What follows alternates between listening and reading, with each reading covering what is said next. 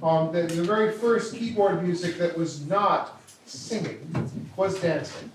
If we think about the medieval estampie and other very early forms, the association of the rhythmic nature of keyboard music and dancing has had a historical connection that goes back to the very beginning, and I think emancipates the keyboard of its role of accompaniment. That the keyboard can be a soloist in playing dance music, and that for once and for all, it's not the instrument that gives singers their pitches. But there's always a connection in keyboard between singing and dancing. All of these are evocations of human activity outside of music, in a way. It can also be the accompaniment of dancing in smaller situations. But what is dance?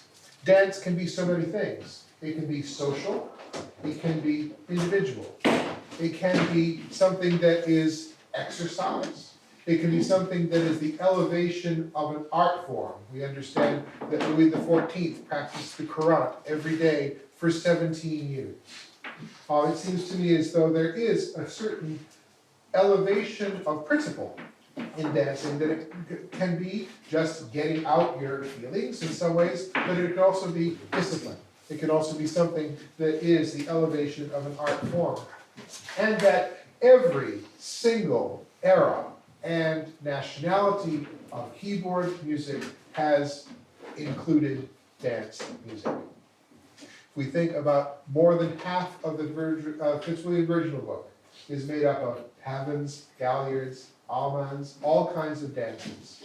The French, of course, cultivated dance as a highly disciplined and refined art form, and so much of their music is dances, or dance-like. And we're always told in our lessons, make it dance.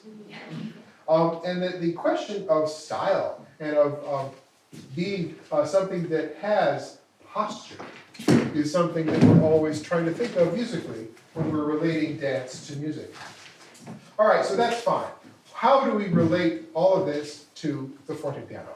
What makes the forte piano era unique in terms of the introduction of dance? And I would say that the main issue is technology, which is to say that all of a sudden there are factories making pianos. All of a sudden there are printing presses printing music. And that access to the practice of playing dance music on the piano is something that explodes in the forte piano era, which previously had been relegated to the fortunate few. And so the idea of being able to have your little square piano in the corner, not taking up too much room in your living room, and being able to get in the mail a subscription of music published monthly that you could play means that all of a sudden the world is playing dance music on the forte piano.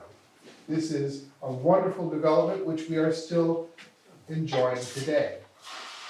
Aspects that we're able to enjoy in that regard have to do with novelty. That one of the things that's really important in dance is what's the latest dance. That's something that we still have today. Dance is evolving. And so novelty and fashion, and sometimes very often exotic or foreign elements. Things that are a little bit interesting because they're strange, that we find in the introduction or the intersection between dance and music, always the introduction of something new. And that it seems that that is something that is pushing musical ideas and just the whole question of fashion much further.